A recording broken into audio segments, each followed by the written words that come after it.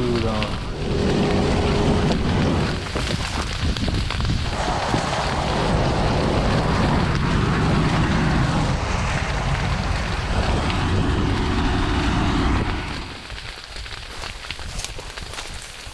Welcome to the Muck.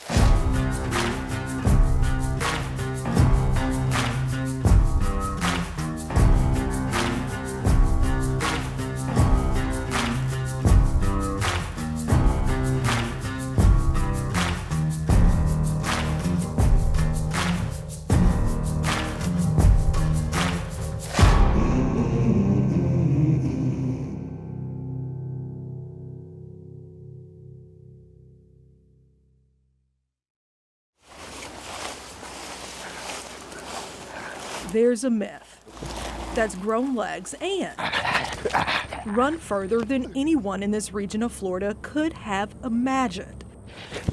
That chasing rabbits during the burn down of the sugarcane fields makes for quicker, faster, and more agile athletes.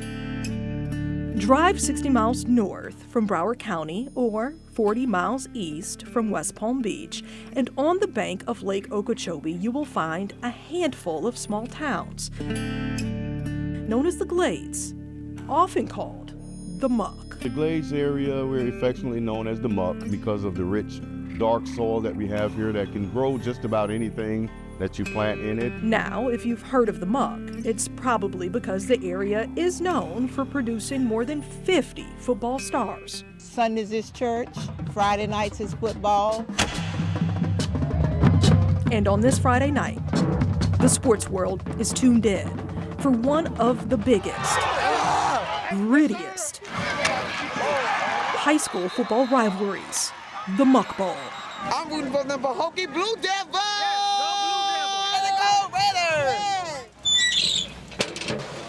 This is our third year doing the Muck Bowl. This is our table for the food. That's what it is. Okay. We thought we had some time. Tushy click, tushy click, tushy click. There we go.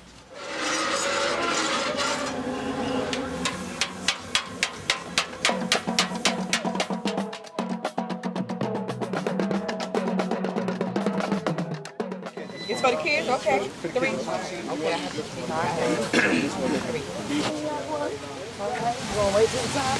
It's a must-see game for most people in town. Luz Torres and her kids are no different. The top makes it a good game.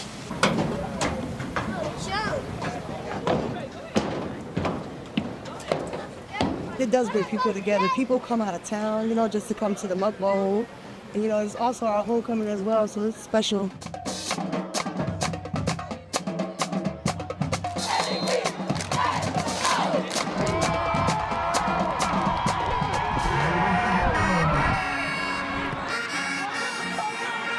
It does get pretty intense.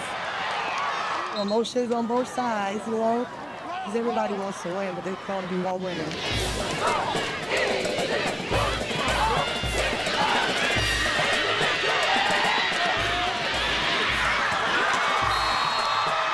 But when the argument of who the best football team in town is settled, there's a more controversial debate being discussed, putting a focus on the area's #1 export, sugar. Her soil is her fortune. You get your sugar from here. That's where our sugar comes from.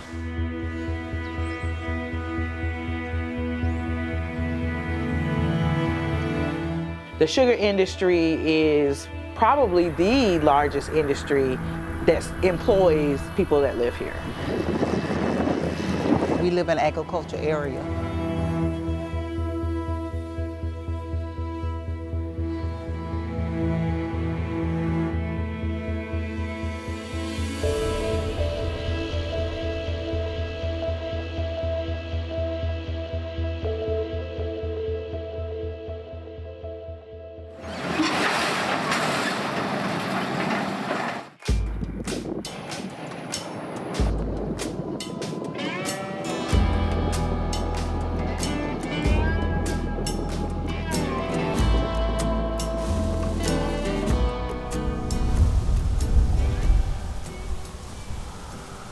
When the cane would burn, you would see the smoke, the ash.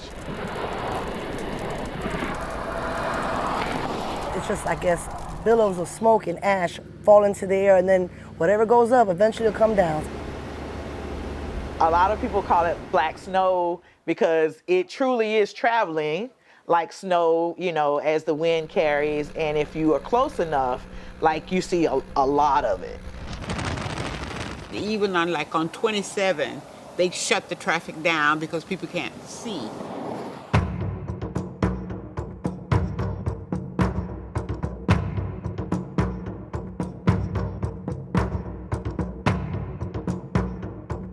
You would wake up and on your car, you see the ash. Just live and deal with it.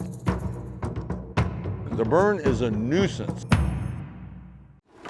But Luz Torres says the black snow is more than a nuisance for her family. Back there, you have Hannah. I have a 9-year-old and a 7-year-old, and I think we're gonna keep it homey and keep it home, and we're gonna just finish it out right here. They say when you come to the Muck, you're kind of stuck. It's a very small town. I mean, you go to your stores, you know everybody. My daddy moved here because he was a farm truck driver, and he thought he can do something good by working in the fields. But you know what? I love the Glades. The sugar fields, those are our backyards. We drive those going to school, back and forth to work. It's inevitable. You can't come out here without passing a field or seeing a bird, or there's no way during that season. When they burn the sugarcane fields, it's piles of smoke and ash that rise into the air, and it all rains down just like it would rain on you. Like right now, we're kind of like in our allergy zone. Set, hi. My son, sometimes when it's really bad, he has to take, the albuterol machine. You got a lot of mucus. You gotta blow your nose. You have to use the albuterol treatment, the cetirizine, the Flonase, the, Vicks. I'm telling you, we have to do it all to just try to sleep.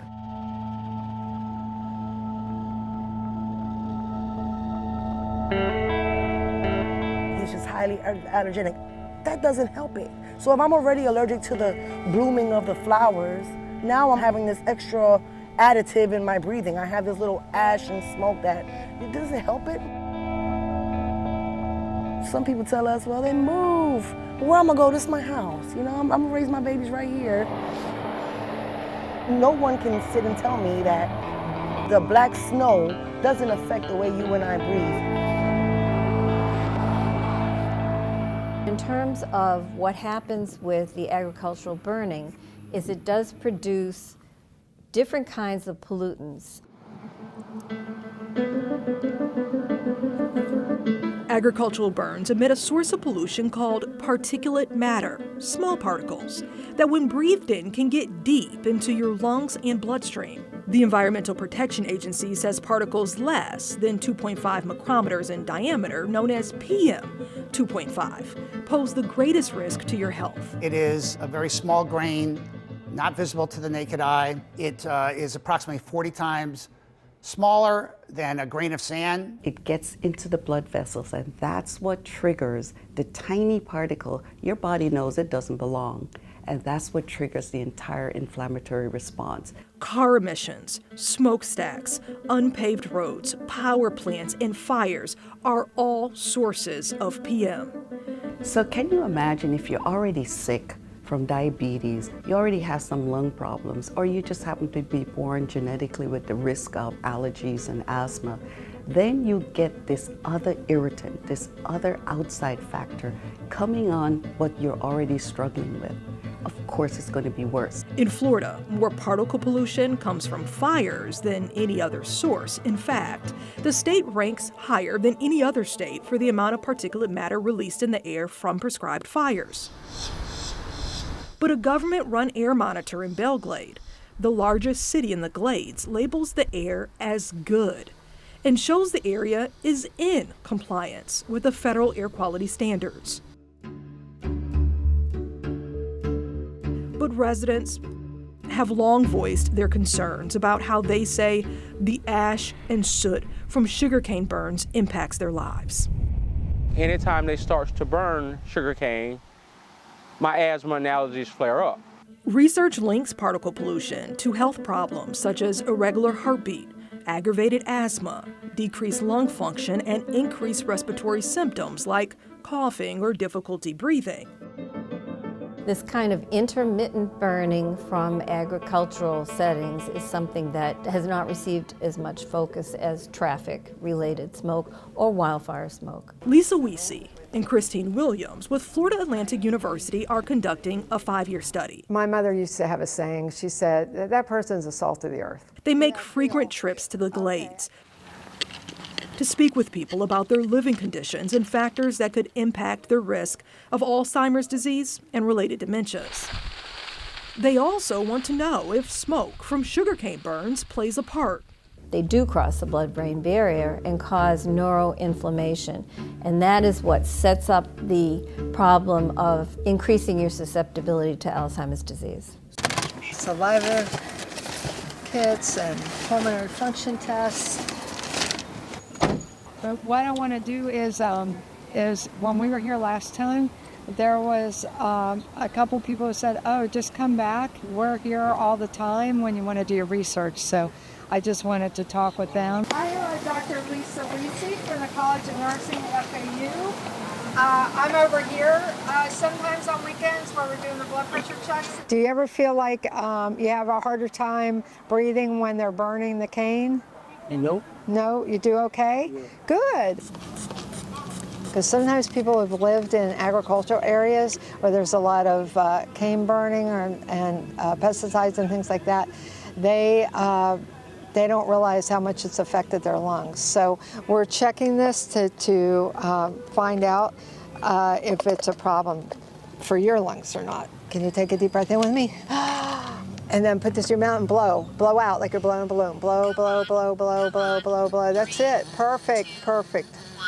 We are so happy to be working with residents to find out what their daily routine is like and what they normally do eat, because so much of it is involved with that. And how often are they exposed to black ash falling from the sugarcane burns?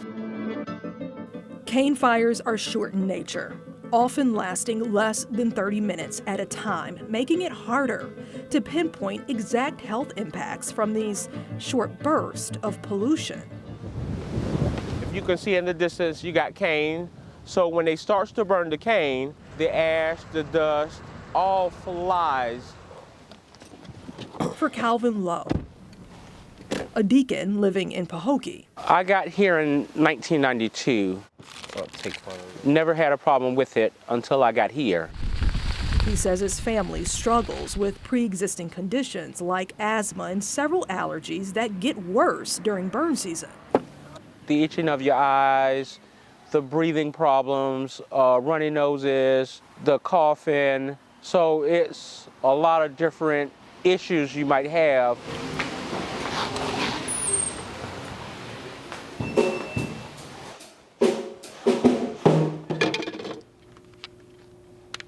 Testing 1, 2. Every day, it's a constant worry of when the wind is going to pick up, when the wind is going to take direction or a different direction, and try to save every nickel you can for those days that, hey, we got a flare up today.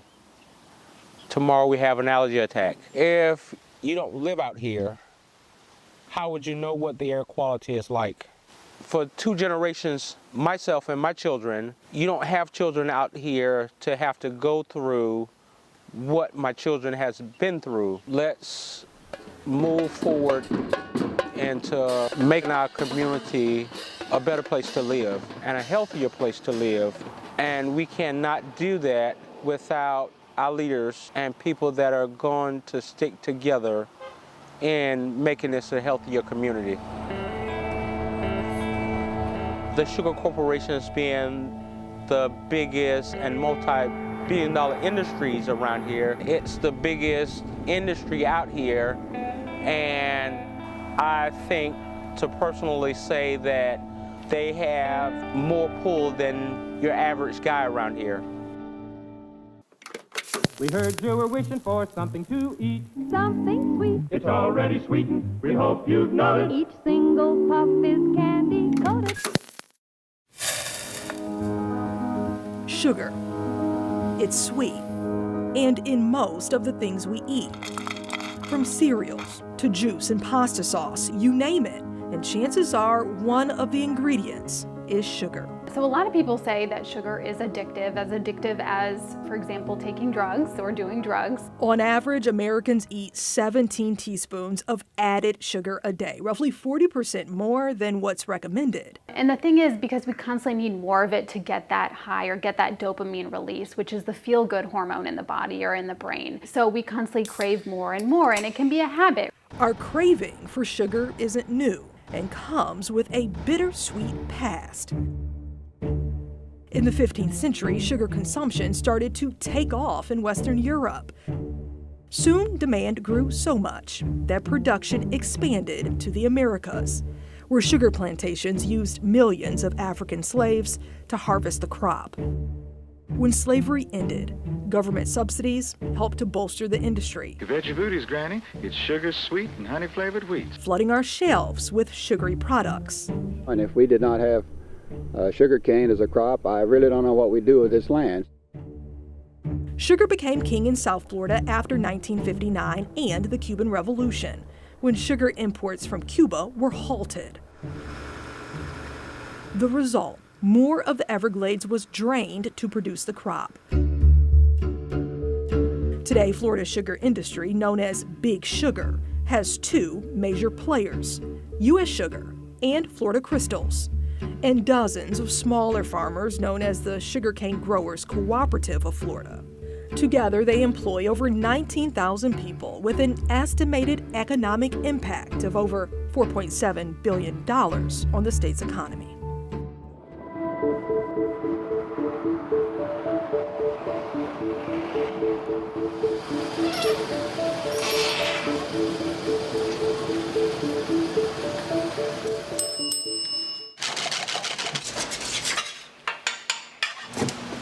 I get it directly from U.S. Sugar in just massive 50-pound bags. Tea, the lemonade, meatloaf, brownies, all of my sweets. I even use it in my oxtails. I make all my sauces, so a lot of that is incorporated with the sugar. Slow and steady. It's a small town. Not a lot of money rolling through the small town if it wasn't for U.S. Sugar. Absolutely appreciative of them. It's just when people come into town working at U.S. Sugar, they're looking for home-cooked food, and that's what I do here. Ooh. You can definitely tell the business picks up. About 65–70% of my clientele comes from U.S. Sugar. I wouldn't be able to survive at all. They had a big hand in building up Coolston. They'll invest in the community, they'll give to charity and philanthropy. For many years, they have given a lot of money to the legislators to make sure that they can have favorable conditions for their business. In return, want favorable laws, or they want to block unfavorable laws to help their business in Florida. In 2021, Big Sugar got a big win. Florida lawmakers voted in favor of expanding the state's Right to Farm Act. The law helps protect farmers from lawsuits related to impacts from things like smoke, dust, fumes, and particle emissions. Only people who live within 1/2 mile can file a nuisance lawsuit. We should be allowed to farm without fear of lawsuits because we're going by the book. If you don't like what we're doing, let's change the rules. Rick Roth is a third-generation farmer. So you all have been here at this farm for how long? This piece of land, 1962. And also a Florida state representative who voted in favor of the Right to Farm Act expansion.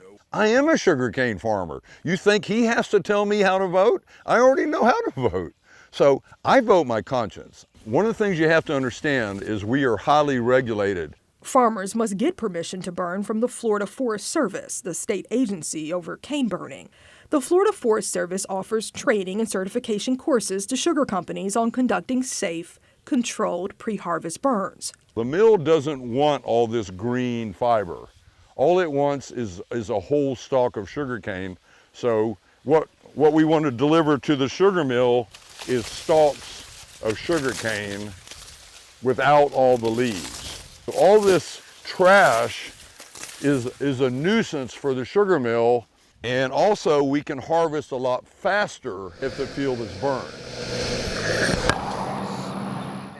They're charging me by the hour for all the tractors, all the labor, all the harvesters, all the trucks that haul the cane, so efficiency is cost. The other issue about burning sugarcane, if you're taking sugarcane out of production and going to plant vegetables, if you don't burn this field, you're going to have a lot of trash. And so it's going to take 2 to 3 weeks longer to prepare the land to plant the next crop. So it's very carefully done to try to do it because it costs me money. Burn permits are approved on a daily basis depending on factors like wind direction, proximity to smoke-sensitive areas like schools, neighborhoods, and busy roads, the air quality index, and how quickly the smoke will disperse. A look at a little over 2 burn seasons worth of permits shows farmers in the Everglades agricultural area submitted around 23,000 burn requests to the state, with close to 90% of them requesting to burn sugarcane. On average, the state approved roughly 24 fires a day. We have a new factor now called dispersion index.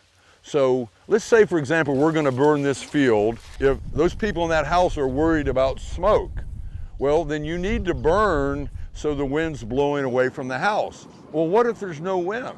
Well, then the smoke just lingers. So that's one of the factors that the department uses. When you get up close to town, then you need to be more careful. The burn is a nuisance. It's a headache. It could cause problems. But thank God we have air conditioning. If you're close by, stay in your house. It'll be done in 30 minutes. And it's not like it's a pollutant, it's ash. It was just general statements that it causes harm. Well, where's the harm? If you live in Belglade and you've got severe respiratory problems and it's causing you a problem, I don't know, maybe you need to think of another solution. But the industry is doing everything it can to be compatible with the citizens. Agriculture is what brings money to the Glades. Even with all the money being made by Big Sugar, the cities that dot the Glades remain some of the poorest in the state. Close to 1/3 of the people in Belglade and Pahokee are living in poverty. This is poor community, undereducated community, marginalized community. I'll take my job from you. You know, that's the biggest scare tactic here. Oh, you want this industry to leave? We'll pack up and leave. We'll take our industry out of here. Former Pahokee Mayor Colin Walk says he started questioning the impacts of cane burning while in office in 2013. Trying to speak from the dais about these issues of sugarcane burning, spraying of insecticides, pesticides, water quality issues and things of that nature, of course, start to rub some people the wrong way. Shanique Scott, she was my counterpart, an appointed mayor in the city of South Bay, and she started raising concerns as well about the practices of the industry. And of course, as mayors, we didn't have any direction on where to go and where to turn. DOH won't protect our health. DOH protects Big Sugar well. What do we want? DOH, stop the silence. And the Sierra Club heard our cries, and they then came to the community. I started working full-time with the Sierra Club on the Stop Sugar Field Burning campaign back in June of 2016. DOH, stop the silence! This is certainly a company town. It's certainly labeled as taboo to challenge the industry for their practices. Our friends will be coming by around 1:30. A big role of our campaign has been educating the community that there is an alternative called burn-free green harvesting, and that the industry can in fact harvest sugarcane without burning. When do we want them? Now!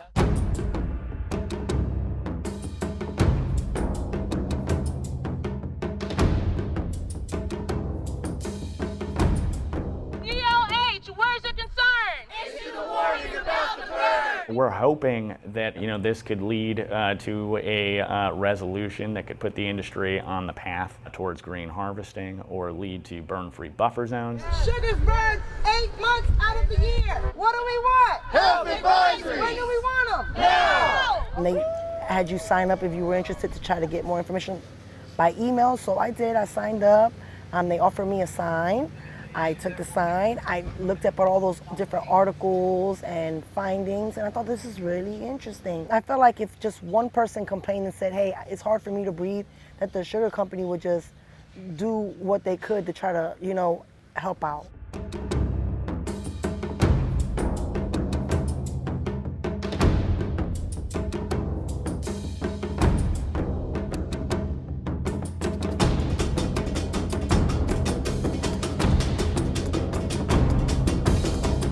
We're here today because we've asked for a meeting with the Department of Health, and we have not got that meeting. The Department of Health has issued many warnings to the glades whenever there's blue algae in Lake Okeechobee. Why aren't they issuing any warnings when they're burning sugarcane around our homes, churches, and schools? We demand that we get the same type of warning so parents, the elderly, those who have respiratory issues can know when to stay inside when they're going to be burning sugarcane fields in the glades.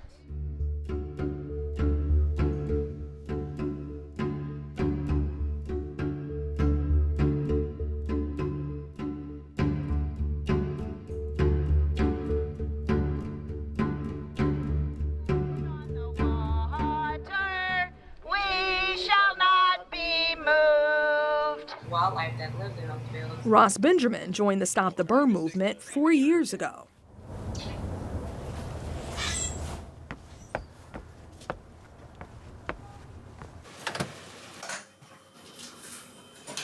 You lock up inside here, you do the air conditioning thing, but it still comes through the vent. The smog, and when you step outside, you'll see the soot on the car. You could go, you put your fingers and you pull it down, it's, oh man, it's like residue. It personally affects my health. I was diagnosed with COPD. Benjamin says after years of smoking marijuana, he was diagnosed with COPD. He no longer smokes, but says his breathing becomes irritated during burn season from the ash and smoke from fields that surround his home. The doctors suggested that, I should let's try to find somewhere else to go during the burn season. So this is really a personal initiative in terms of my health. Shortage of breath, feel lethargic, numbness. What do we want? Justice! When do we want it? Now! To escape the ash, he says he often stays with family and friends and leaves his home in Lake Harbor, a place he moved to 11 years ago with the goal of living a sustainable life off the grid. Just ambience, be away from it all, and just for my personal meditation and restoration.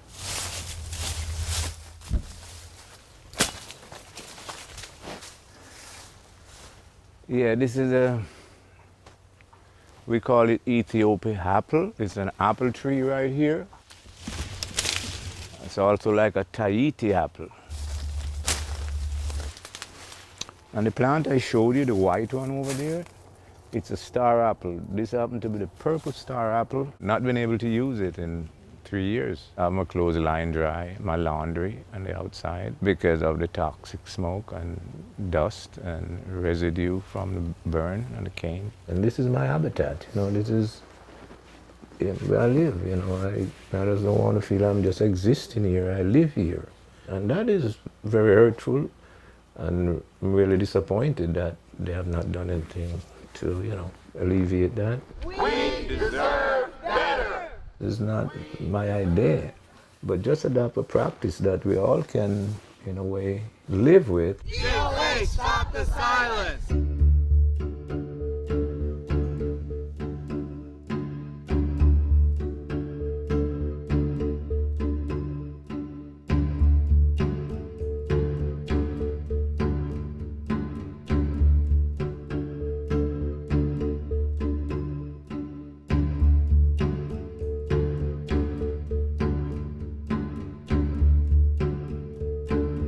that money talks. Those who have higher influence are most of the time able to get what they desire. In 1991, residents from the suburbs east of the Glades, in Wellington and Royal Palm Beach, complained about the ash and smoke. Of course, they started to ramp up development in the 90s. So people are moving in, homes are being built, pools are being built, and they started experiencing the side effects of sugarcane burning. At the time, the Florida Department of Agriculture cracked down, issuing new restrictions to cut down on the smoke and ash when the wind blows east. A state official said they were trying to eliminate the potential problems for people having to breathe the ash. We've dealt with this all of our lives. Now that they're a new development and they don't want the black ash in their yards and in their community, you know, now they know what to do to ensure that it doesn't happen. Most people living in Belglade, Pahokee, and South Bay in the Glades are Black or Hispanic, with white people making up less than 12%, while the eastern suburbs of Wellington and Royal Palm are between 40 and 60% white. The current criteria allow burning when the winds blow from east to west, but there are more restrictions on burning when the winds are prevailing from west to east. Current regulations from the Florida Forest Service show burning is allowed with any wind direction in the zone that covers the cities of the Glades. Cane burning, though, comes with restrictions in the zones between the Glades and the coast. When the wind is headed east, burning is only allowed if the winds are less than 12 miles per hour and are backing fires, meaning the fire backs into the wind and is slow moving.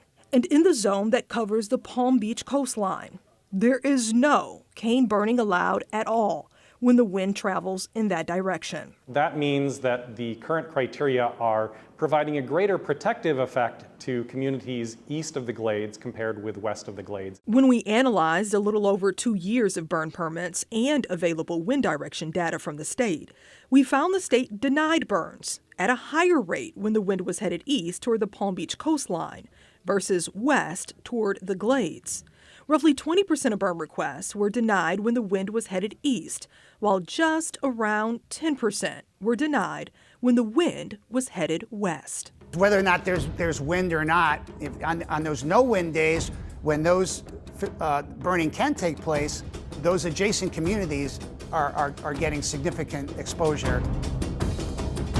So that should let you know if it's pushing towards the coast where more of the money is, they don't burn. It's only in the lower communities that they burn the sugar cane. So we know based on the published literature that patients in racial minority groups and patients with low socioeconomic status are disproportionately exposed to air pollution. That's all across the United States. And that disproportionately then impacts their health. When a Black community is going to face a disproportionate burden of an environmental hazard, we should absolutely be evaluating who's bearing that burden and what policy do we need to put in place and practices to ensure that they aren't disproportionately burdened and that their health is protected. So when we're thinking about environmental justice, that's really a movement concerned with addressing the environmental racism that's been embedded in policy decisions that disproportionately disposes of hazardous waste in Black communities. Abigail Fleming with the University of Miami Environmental Justice Clinic says Florida has known cases of environmental injustice. One case dates back to the 1920s. The end of Old Smoky in a pile of dust is probably a fitting finale to this polluter known for the smoke and ashes it poured forth during its lifetime. Where Old Smoky stood for some 13 years, the city will make a park. So perhaps Old Smoky's legacy will make up for the annoyance it caused throughout the years.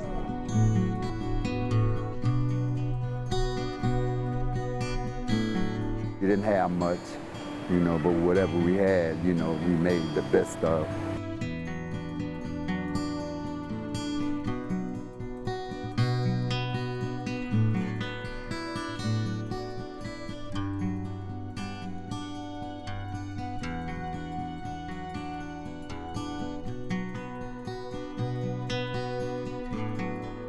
Municipal trash incinerators are, well-known sources of dangerous pollutants. So trash incinerators have both fly ash, which is emitted from the smokestacks, and then also bottom ash, which is generated from the actual incinerator furnace. So the city used this as for all their municipal waste. So some of the toxic chemicals are things like lead, dioxin, arsenic, and all of which are known to be dangerous to human health.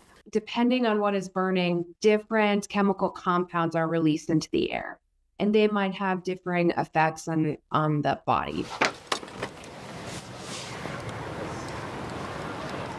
Smoky here in a predominant black neighborhood, it was okay for them. We played in it like it was snow, you know what I mean? Black tar, you know what I mean, falling from the sky, down on top of the house, going in the house. Sometimes they would shut the school down just because of the smoke that was coming into the school. And we didn't think about the damage that it was doing, or did to the neighborhood. And I remember in the mornings when the smoke would be burning, the smoke where you could look like a fog coming across the field.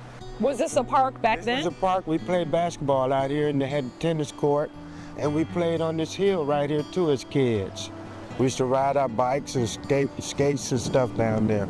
And all of that happening in the midst of smoke coming from the building? Because we didn't know.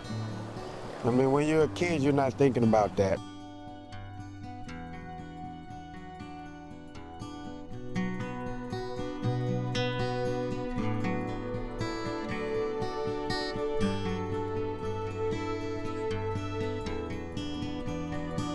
You know it wasn't healthy, but hey, it was just here. Because we shouldn't have been, breathing that stuff, or nowhere near. It should have been somewhere else, away from the residents.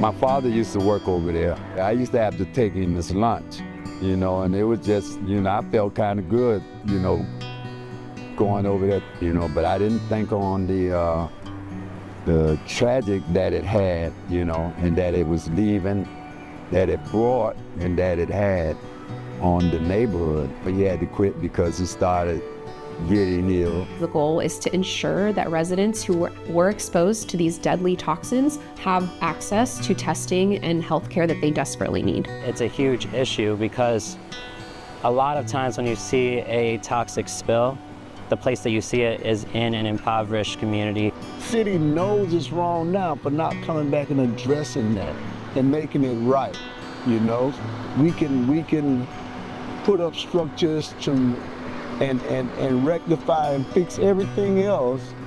But when it comes to African American communities throughout the United States, right? Governments don't want to be held accountable for that.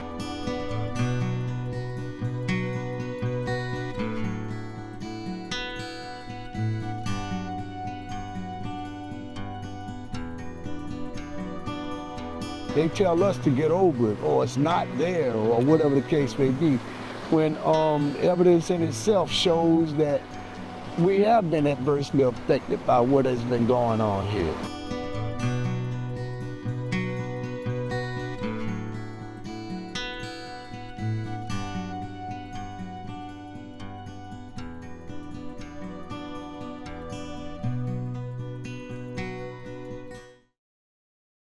In 28 years, nobody has ever voiced their concerns about the burn. Former Hendry County Commissioner Janet Taylor and Reverend Gary McNeely are well known in the Clewiston community and lead separate organizations that speak out in favor of sugar industry practices. Try our best to make sure that we disseminate correct information so that people who are on the outside can get information from people who are living this every day, not some environmentalist or just somebody who's sitting in the lab or even some politician, but the people who are dealing with this every day. And really, I say it's an attack on the farming industry of this region. I think they consider and look at the Sierra Club and any other environmental thing. They are just usually white elitists from outside our community that wants to come and impose their wishes upon us. Our motto is that if we are not at the table, we're on the menu. So if they had a real concern for us, they would come to us and they would talk about things that are a real issue to us: housing, transportation, education. Even at some point, with the amount of funding and money that they have, they would come and try to contribute something to us to help improve our situations, whatever they might be. They need to go get facts. And the fact is, the data from the government-run monitor in the Glades shows the air is good, and the area is in compliance with the EPA standards. Reports like those from the American Lung Association give Palm Beach County an A grade when it comes to particle pollution. But some experts are questioning the data, how it's collected, and whether the information tells the full story. Data can be good or data can be bad, and how you use it. So they have data that does show that at the time that they collected it, the air quality was good. We will not dispute that. But then when you dig deeper, what time did you collect it? How was the wind blowing? What were the monitors? How many monitors did you use? Were the monitors around where my community lives? Were the monitors near the school when you're burning the air, burning the fields? So if you can show me all of the details, and when you break down the details, when they show you when they monitored, it did not reflect the true picture of the times that the damage is being done.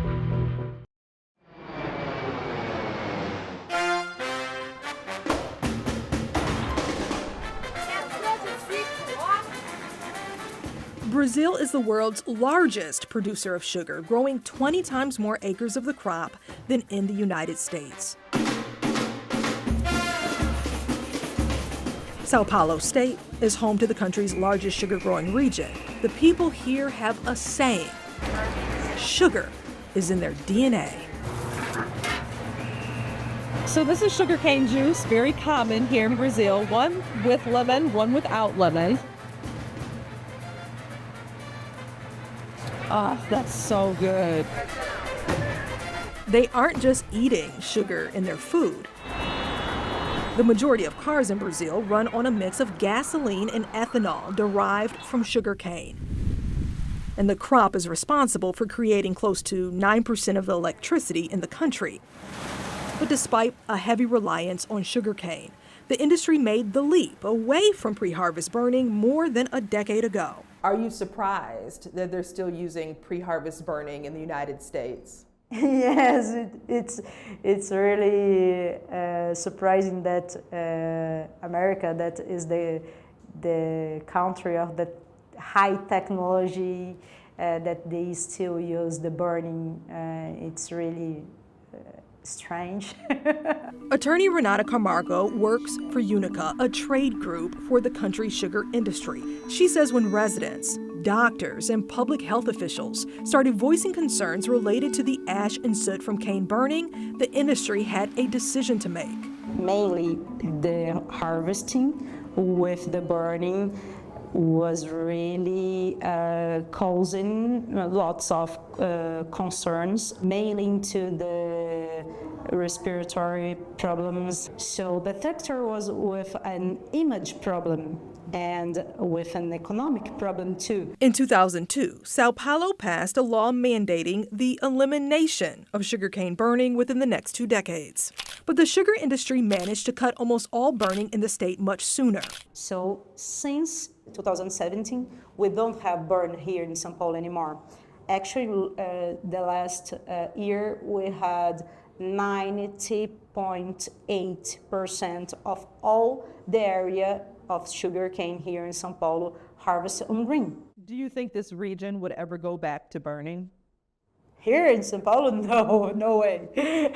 It's the same of burning money, that's the fact. It's the same here in Australia. Because Brazilian sugar farms found out the pros outweighed the cons, and they could save money by halting the practice. We understood in Brazil that keeping this material on the ground, we got better conditions for the cane, so we get better conditions of humidity for the soil, so the soil is staying wet for more time, then the roots of the cane can absorb water then to grow. What farmers burn away and call leaf trash in the United States, farms like São Manuel are using to fertilize and protect the soil. When farmers burn, they are burning away the straw or leaf trash. Then the harvesting machine can easily cut the cane. When you use mechanical harvesting without burning, the machine cuts the stalk and drops the leafy outside on the ground as an additional covering to help maintain moisture, organic matter, and protect against the erosion of soil. When you don't burn it, you have to change some aspects of the equipment or reduce the speed and all the other parameters, but you will get better environment stuff. Those leaves can also be picked up and taken to the mill to create energy. At some farms, they are creating second-generation ethanol. We could produce energy with this, so if you take it to the mill, you can burn it and produce energy. It's one of the uses. And in the industrial process, we are trying to find another uses for it in Brazil, but the main one is producing energy. In the areas too mountainous to harvest by machine, there's a small percentage of farms still burning crops. They have until 2031 to make the full transition. Brazil differs from other countries when it comes to its climate, its soil, and the amount of sugar that it produces. But researchers in this region say that some of their practices can be adapted in the United States.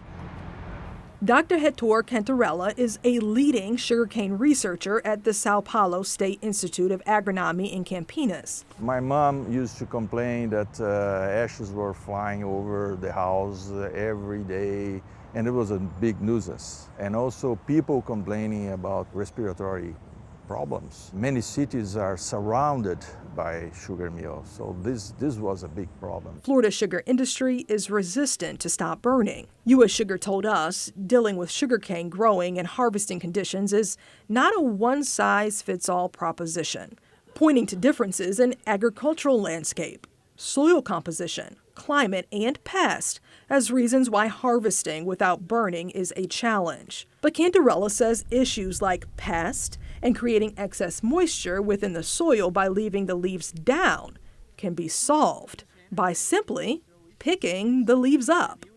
They can remove the trash from over the line of plants and pile them in the row. Brazil's transition away from burning was also a transition away from using workers to cut the cane by hand, increasing the cost for sugar companies. We had investments to the acquisition of the equipment. Did the sugar industry or individual farms receive direct subsidies or money from the federal government to make this transition? No, actually, we didn't have any kind of support of the government, no. Florida did away with manual harvesters decades ago, but still the majority of sugarcane going to the mill from Florida's sugar industry comes from fields that have been burned. But in Brazil, where sugar is the driving force behind so much, Brazilian farmers say sustainability is key. When we burn the leaves, we are wasting 1/3 of the energy that is in the sugarcane plant. In protecting their way of life. And nowadays we are better than we were 5, 10, 20 years ago. Sugar companies have proven green harvesting in Florida can be done. Now, the good news for the public is we are doing more green harvesting today. We're probably up around, I don't know, maybe 15% of the harvest today is green. Green harvesting has been spotted near highways, homes, and retail locations in and around the glades. We're trying to figure out ways to do more green harvest. We typically have to slow down about 30% slower in a green field because you just got more trash, the operator's having trouble seeing. Another issue we talk about is in a green field, if you have a spark or a fire, the operator could be in the middle of a fire. So if you burn the field first, then that's never a problem. So, but the main reason is cost.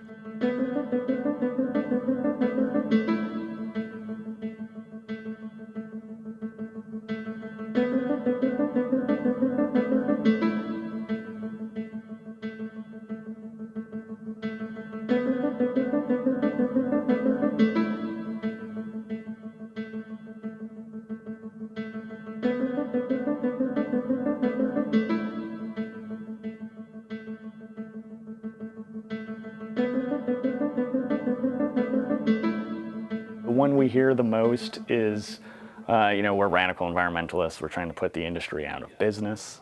When, in reality, this campaign since day one has been promoting the solution of green harvesting as a true win-win situation.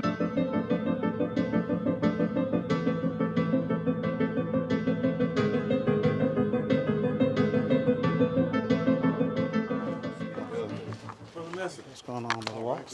Good to see you. Good to see you, Fred. Hey, thanks for coming out. Always a pleasure. How you doing, Ann? I am well and happy. Good How to are see you? I'm doing good. I'm doing good. All right, you guys ready to go in? We can hear about the workshop. If there's any space available. I know, right? We'll go around that way and sit in that back row. Item number 6, which is the green harvesting win-win for the Glades. Good evening, Mayor, Commissioner, City Manager, residents. My name is Steve Messam, and I'm excited tonight to just share a great opportunity that I believe this region, our communities can definitely benefit from. Many of you may have already seen fields that got picked up green without burning it. And we just think that since some fields can get green harvesting, why not more? So some of the countries who have actually been using green harvesting a lot is Brazil. And the benefits that they have had from an environmental standpoint and from an economical standpoint has been very noticeable. But let's talk a little bit more about some of the economic benefits of green harvesting. There actually are some products that can be produced by the same trash that is being burnt off of the cane stalk. Those leaves that are some people's trash are other people's treasure. Some of the products is biofuel, things like ethanol and biodiesel. These are other products that can be used off of the same trash that is being burnt off of the sugar canes. So what does that mean for our people here? That means that if you use the trash, you can actually create more jobs. You can have green jobs that can supplement the time when the workers who are only working 6 to 8 months out of the year, they now have opportunities to supplement their income by working these other jobs to continue to bring in money. I've been here all my life, and many people in all it's been here all their life. So when we put these in the windows out there, I think sometimes that's what allow the negativity when people don't want to sit down and talk about it, because you're already putting a poison on our industry, saying, that it's causing people to die. It's just that when you have an industry that has so much power, that has so much influence, it's hard for folks to start complaining about stuff, because it's easy for folks to be like, well, here's another study that combats it. Here's this study, here's this study. We can go study for study, but everyone knows that our kids and our older individuals who have COPD and asthma, whenever it's harvest time, they have respiratory issues. But we're not here to talk about the negative aspect. We're here to talk about is an alternative that can just mute that whole conversation. We don't want to hurt the industry. We just think that our community deserves better, a better quality of life, not having to deal with the black snow and the issues that some folks do have. We're not saying everybody in the Glades have respiratory issues. But as the parable that talks about the 100 sheep, when one is lost, the shepherd left the ones who were fine just for that one who was lost. So if there's anybody who's impacted by this, then we should have a concern. And if there's an alternative that can help, why not explore it? I was one of the critics of Stop the Burn, I'm going to be honest with you, until recently. And when I saw them harvesting green, that I thought was impossible for them to do, then it opened my eyes to saying if they can do it on 80, they can do it over on the east side of Belglade, and they can do it south between Pardner Park. Why can't we do it wherever there is a community where people are living? I have a lot of family. When I say we, us, I'm talking about my husband, I'm talking about my uncles, I'm talking about my family, my friends, everybody that's worked in the industry. So I'm here to defend them. And many of the employees of the industry are here tonight, so please turn around and tell them that whenever they lose their job, I don't know who's going to be responsible for that. Some people can't just pick up and leave, grab their stuff and leave. Some of these people aren't educated. They need these jobs. That's all they know how to do is work in the ag industry. And let me tell you, when my husband doesn't have a job, I'll be the first one gone. I'll be the first one gone. And with me, my 50 aunts and uncles will too. I have nothing against the industry. I support the industry. I want the industry to thrive. And I believe green harvesting will help them. We're talking about a vision of 100% green harvest. We know it's not going to happen right away, but so it's not an attack. And I get everything is so politicized here because we want to stoke fear. It's not about fear. Nobody's trying to take nobody's jobs. Nobody's not trying to do that.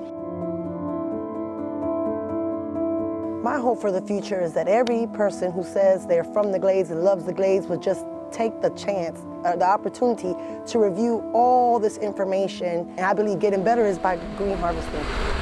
And if we open our mouths and speak and say, hey, let's do things different, maybe the people who are in charge and have the hand in it can say, let's try to make a change, knowing that it's not an overnight thing. But I just feel like if they make plans to say, look, we hope to, in X many years, be total green, I would take that.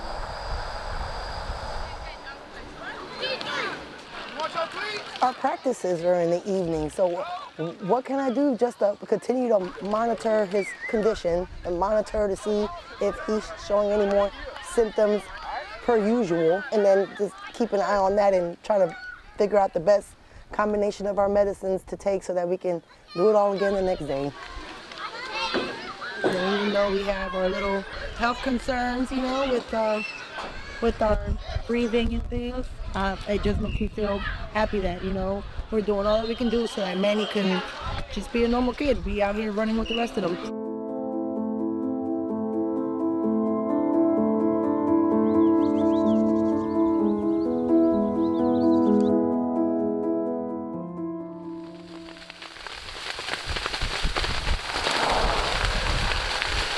This issue isn't black and white, but maybe a shade of gray. Visit a town on either side of the sugarcane fields and you will find varying opinions. Clean air is a basic right of every person. If we are not at the table, we're on the menu. But weed through the muck. People of the Glades are very resilient. And what you find is one community with a way of life. Nobody don't know what living like is until they lived in the Glades. Filled with love. Pahokee, Florida, I love you. Everybody loves the Glades. It's a place where everybody knows everybody. Compassion and care. It's a community where everyone is looking out for each other, where truly that village. A community still chasing answers. Why aren't they issuing any warnings when they're burning sugarcane? We deserve better. To help protect the people.